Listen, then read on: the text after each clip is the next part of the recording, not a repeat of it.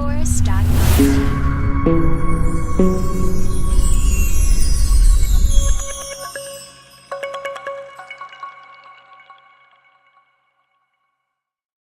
Facebook data leak मामले में Facebook और उसके मालिक मार्क जकरबर्ग चौतरफा घिरते नजर आ रहे हैं। यह पूरा मामला मीडिया में सामने आने के बाद पहली बार मार्क जकरबर्ग ने चुप्पी तोड़ते हुए कहा कि इस कैम्ब्रिज एनालिटिका कंपनी द्वारा किए गए धोखाधड़ी के लिए फेसबुक हजारों ऐप की जांच करेगा। डेटा लीक पर बवाल के बाद फेसबुक के सीईओ मार्क जुकरबर्ग ने फेसबुक पोस्ट के जरिए सफाई दी है। जुकरबर्ग ने लिखा कि लोगों के डेटा सुरक्षित रखना हमारी जिम्मेदारी है और अगर हम इसमें फेल होते हैं तो ये हमारी गलती है। जुकरबर्ग ने कैम्ब्रिज एनालिटिका के मामले में अपनी गलती को कबूला है। दरअसल फेसबुक को आलोचना का सामना इसलिए करना पड़ रहा है क्योंकि इस British consulting company Cambridge Analytica पर आरोप लगा है कि उसने 5 करोड़ फेसबुक यूजर्स का डेटा बिना अनुमति के जमा किया और उस डेटा का इस्तेमाल राजनेताओं की मदद के लिए किया गया, जिनमें अमेरिकी राष्ट्रपति डोनाल्ड ट्रंप का चुनावी कैंपेन और ब्रेक्जिट आंदोलन शामिल है। I want to start with just a basic question, Mark. What happened? What went wrong?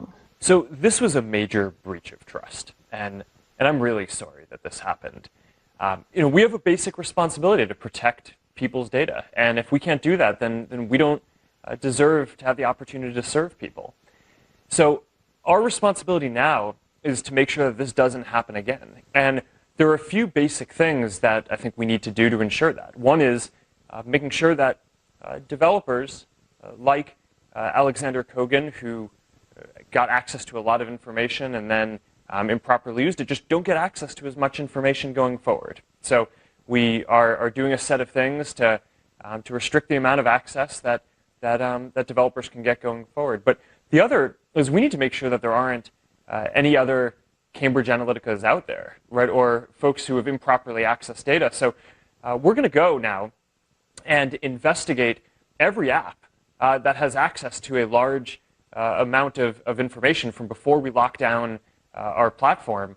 And if we detect any suspicious activity, we're going to do a full forensic audit. Facebook has asked us to share our data, to share our lives on this platform, and has wanted us to be transparent. And people don't feel like they've received that same amount of transparency. They're wondering what's happening to their data. Can they trust Facebook? Yeah, so one of the most important things that I think we need to do here is make sure that we tell everyone whose data was affected by one of these rogue apps, right? And we're going to do that. We're going to build a tool where anyone can go and see if their data was a part of this. But so the 50 million people that were impacted, they will be able to tell if they were impacted by this? Yeah, we're going to be even conservative on that. So, we may not have all of the data in our system today. So anyone whose data might have been affected by this, we're gonna make sure that we tell. And going forward, when we identify apps that are similarly doing sketchy things, we're going to make sure that we tell people then too, right? That's definitely something that, looking back on this, I regret that we didn't do at the time, and I think we got that wrong, and we're committed to getting that right going forward. I want to ask about that, because when this came to light, you guys knew this a long time ago, that this data was out there. Why didn't you tell users? Don't you think users have the right to know that their data is being used for different purposes? So yes, and let me tell you what actions we took. So in 2015, some journalists from The Guardian told us that they had seen or had some evidence that data that this app developer, Alexander Kogan, who built this personality quiz app, and a bunch of people used it and shared data with it, had sold that data to Cambridge Analytica and a few other firms. And when we heard that, and that's against the policies, right? I mean, you can't share data in a way that people don't know or don't consent to.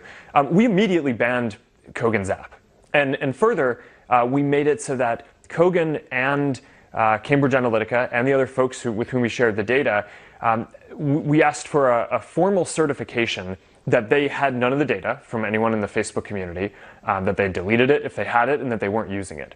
And they all provided that certification. So as far as we understood around the time of that episode, there was no data out there. So why didn't Facebook follow up? You say you certified it. I think, why wasn't there more of a follow-up? Why wasn't there an audit then? Why does it take a big media report to get that proactive approach?